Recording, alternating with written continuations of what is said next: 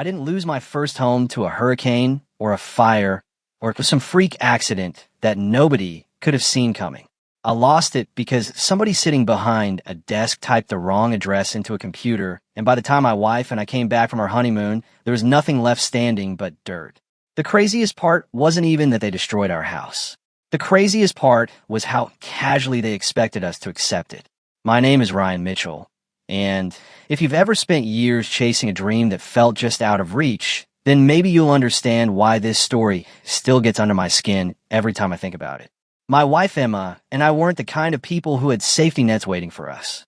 No parents, no trust funds, no surprise inheritance from some distant uncle. We had regular jobs, regular paychecks, and a very unglamorous spreadsheet that tracked every dollar we earned and every dollar we spent. For almost 6 years, that spreadsheet became part of our marriage before we were even married. While our friends were posting vacation photos from Hawaii and Cancun, we were comparing grocery store coupons. While other couples upgraded their cars, I kept driving a 12-year-old pickup truck that sounded like it was negotiating with death every time I turned the key. Emma used to joke that if the truck ever stopped making strange noises, that's when we should start worrying. The truth is, we weren't miserable. We had a goal. Every sacrifice felt temporary because we could see what it was building toward. Then one rainy Saturday afternoon, we found the house.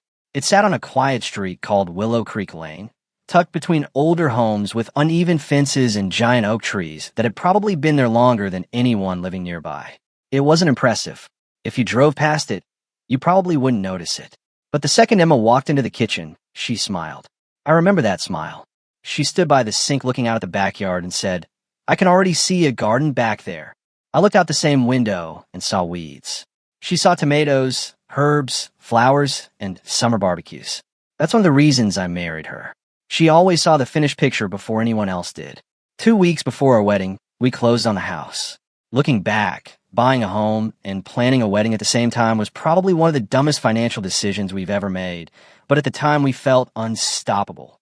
Everything we'd worked for seemed to be happening at once. The night before we left for our honeymoon, we sat on the hardwood floor of our empty living room with a cheap bottle of sparkling wine and 2 plastic cups. No furniture, no decorations, just us. Emma leaned her head against my shoulder and whispered, "Can you believe this is actually ours?" I laughed because honestly, I couldn't. The whole thing felt borrowed somehow, like somebody was eventually going to walk in and tell us there had been a mistake. Turns out there was a mistake, just not the one I imagined. 10 days later, we landed back in Oregon tired, sunburned, and carrying way too much luggage for 2 people who had promised they weren't going to overspend. The drive home felt different.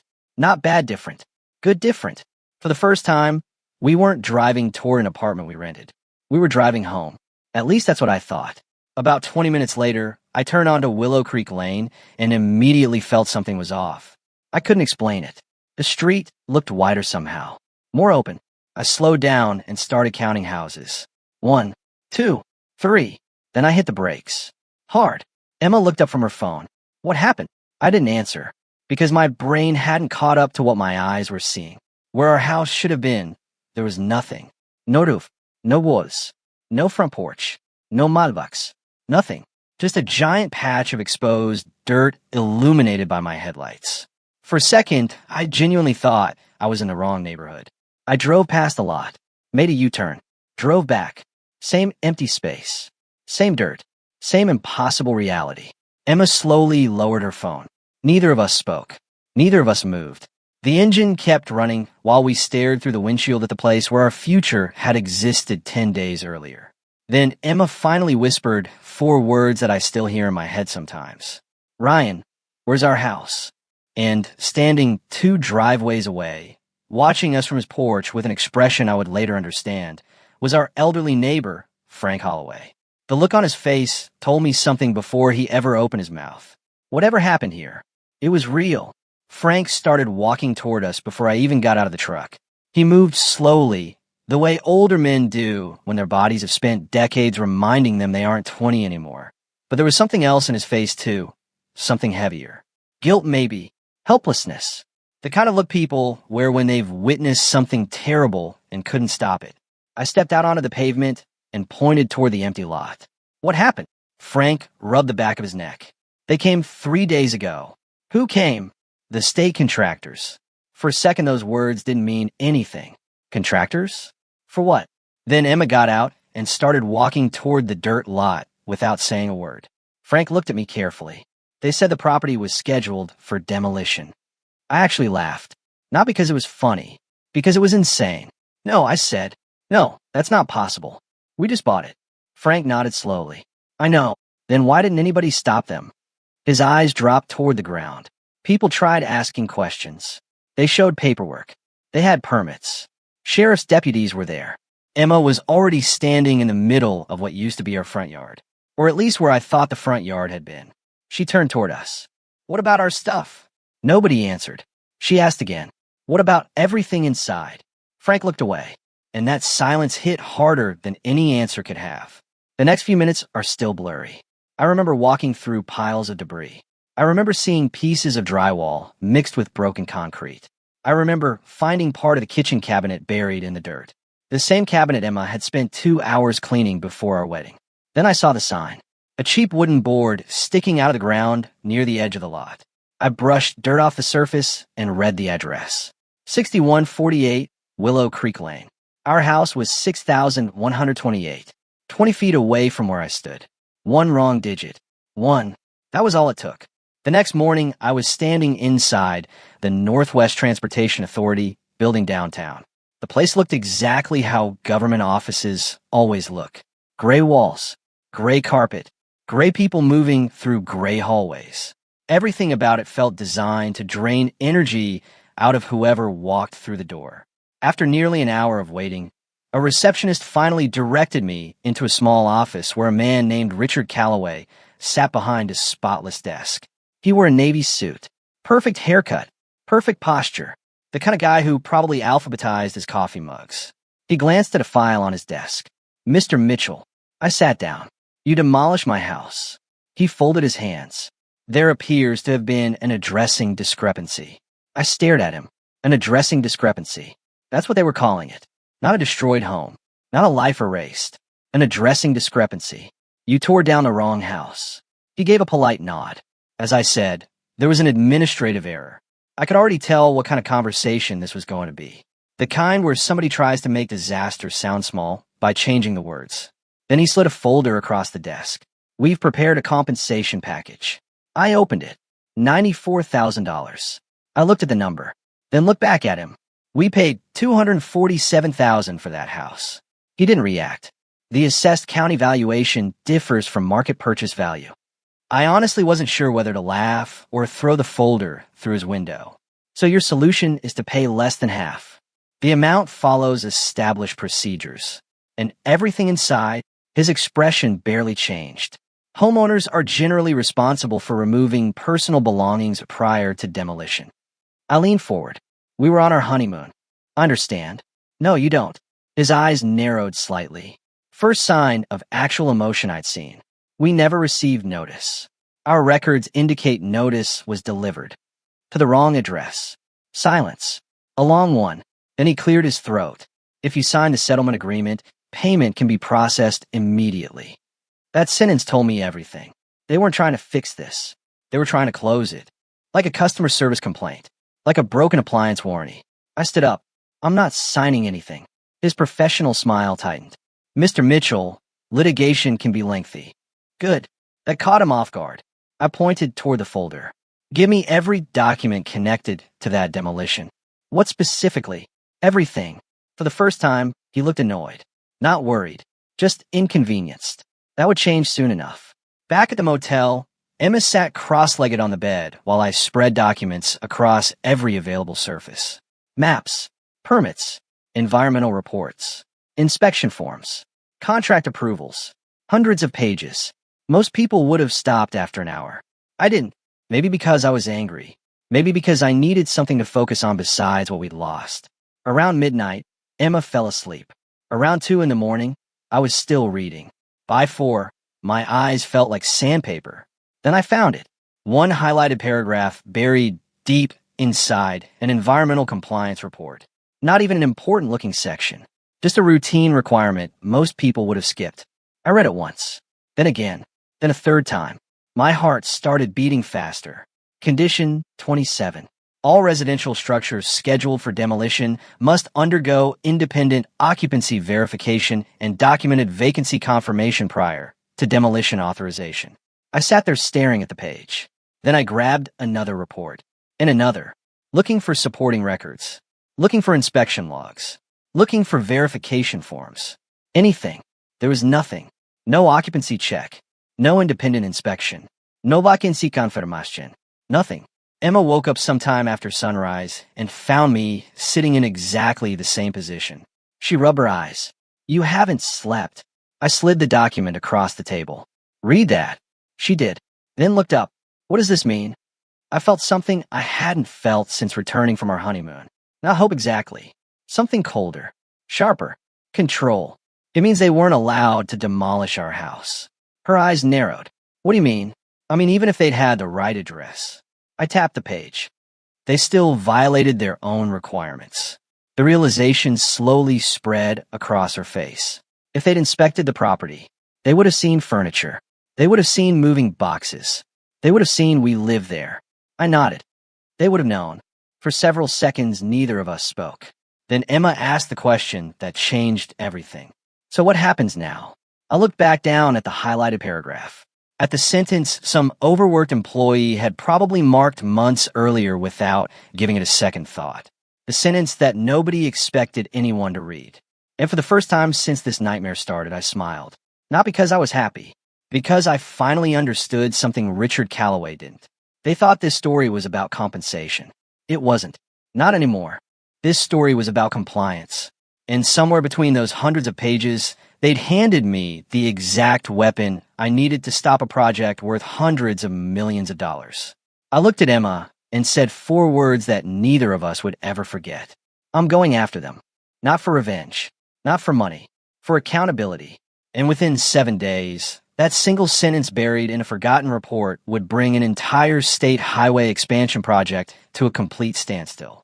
The complaint I filed wasn't emotional. That was probably the part that surprised people the most later. I didn't write about losing our dream home. I didn't write about our wedding. I didn't write about Emma crying in a motel room while staring at a suitcase that suddenly contained everything we still owned. I kept it painfully simple. Timeline, documents, evidence, violation. That's it. I attached photographs showing the house occupied less than 2 weeks before demolition. Utility records proving active service. Closing documents proving recent ownership. Then I highlighted condition 27 and asked one question. Where was the required occupancy verification? 7 days later, I got my answer. Or more accurately, they didn't have one. The suspension order arrived on a Tuesday morning. I remember the exact moment because Emma was making coffee when I opened the envelope. I read the first paragraph, then the second. Then I handed it to her. What is it? She asked. I couldn't stop smiling. They shut it down. She blinked. What? They shut down the entire project. The State Oversight Board had ordered an immediate suspension of all demolition and construction activity pending a compliance investigation. Just like that. Millions of dollars worth of equipment stopped moving. Crews stopped working. Schedules stopped advancing. Deadlines stopped existing. A project that had seemed untouchable suddenly had a giant red pause button slapped across it. That afternoon, I drove out to the construction corridor. Part of me needed to see it with my own eyes. The place felt strangely quiet. Excavators sat motionless. Bulldozers rested exactly where operators had left them. Workers stood around talking in small groups. Nobody looked busy. Nobody looked happy. One guy glanced at me as I parked nearby. He had no idea who I was. But standing there looking at all that expensive machinery, doing absolutely nothing, I felt something complicated. Because the people standing around that site weren't the ones who destroyed our home. Most of them were just doing their jobs. The real decision makers were sitting in offices somewhere, trying to figure out how one demolished house had suddenly become everyone's problem. 2 weeks later, they called. Actually, that's not true. They didn't call. They came to us. 3 people showed up. Richard Calloway, a senior attorney, and a project executive named Michael Grayson. The meeting took place inside a temporary project office overlooking the construction zone. The atmosphere felt completely different from our first meeting. The first time I'd sat in Richard's office, I was the problem. Now I was the obstacle. And there's a difference. Michael started. Mr. Mitchell, we like to reach a resolution. Funny how quickly language changes when pressure starts costing money. I leaned back. I'm listening. The attorney opened a folder. We are prepared to offer full reimbursement based on verified market value. Replacement compensation for personal property, temporary housing expenses, emotional distress damages, and expedited reconstruction. I looked at Richard, the same man who had offered less than half our home's value. The same man who treated our situation like a paperwork issue. Now he couldn't even maintain eye contact for more than a few seconds. Amazing what a project shutdown can do. Michael continued. We'd like to move forward cooperatively. I nodded slowly, and I said something that made all three men sit a little straighter. You're missing something. The attorney frowned. What would that be? This isn't only about my house. Silence. I could see them trying to figure out where I was going. Then I laid out my conditions. The first was obvious. Full compensation. Not based on government assessments. Not based on estimates. Based on reality.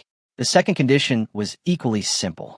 Rebuild the home exactly as planned. Not a cheaper version. Not an upgraded version. The same home. The same layout. The same specifications. The same dream we'd spent years building. Then I gave them the third condition. The one that really mattered. Independent occupancy verification for every remaining residential property connected to the project. Third-party inspectors. Written documentation. Photographic confirmation. No exceptions. No shortcuts. No internal sign-offs. Michael's expression changed immediately. The attorney stopped taking notes. Even Richard looked up. Finally, Michael spoke. That would significantly affect timelines. I shrugged. So, would another violation? Nobody answered. The room became very quiet. For a moment, I could almost hear the construction equipment sitting idle outside. Then the attorney leaned toward Michael and whispered something. A short conversation followed. 30 seconds at most. Finally, Michael looked at me and nodded. We can agree to those terms. Just like that. No debate. No controversia. No argument. Because they understood the same thing I did. They needed the project moving again more than I needed a quick settlement. For the first time since our house disappeared, the leverage belonged to us. The paperwork took another week. Lawyers revised language. Engineers reviewed requirements. Signatures were collected. Then it became official, binding, enforceable. Permanent. Construction on our home began before the larger project resumed. Every promise in writing. Every deadline documented. Every inspection verified. Months later, I stood beside Emma watching workers install the final sections of siding. The house looked familiar, almost eerily familiar, like somebody had paused our lives and then carefully restarted them. When we finally received the keys, Emma stood quietly in the doorway. Sunlight spilled across the hardwood floors. The kitchen looked exactly the way she'd imagined it years earlier. She didn't move for a long time. Finally, she smiled. It looks the same. I nodded. Yeah, but we both knew it wasn't. Because homes aren't just wood and drywall. They're memories. And once something breaks, even if you rebuild it perfectly, you still remember the sound it made when it fell apart. People hear this story and call it revenge. I understand why. The project lost money. Schedules got wrecked. Executives spent weeks scrambling to contain the damage. But honestly, revenge never felt like the right word. Correction felt closer. Because if I had signed that first settlement agreement, none of it would have changed. The next family might have lost their home too. The next mistake might have been buried under another compensation package and another polite apology. What stays with me most isn't the victory. It's the question. The workers I saw standing around that silent construction site didn't cause any of this. Some businesses lost money during the delay. Some people missed deadlines. The consequences spread far beyond the people responsible. So is it justice? Or was it simply a different kind of damage being passed down the line? Even now, years later, I'm not completely sure. Why do know is this? When people with power make mistakes, they often expect ordinary people to absorb the consequences quietly. Sometimes the only way to change, that is to make the consequences impossible to ignore. But maybe you see it differently. Maybe you think I should have taken the money and moved on. Maybe you think shutting down an entire project over one house went too far. Or maybe you'd have done exactly the same thing. Let me know in the comments, because stories like this never have perfect endings, and honestly, I'm curious where you stand. If you enjoyed this story, don't forget to like, subscribe, and share it with someone who loves real-life legal drama and homeowner justice stories. I'll see you in the next one.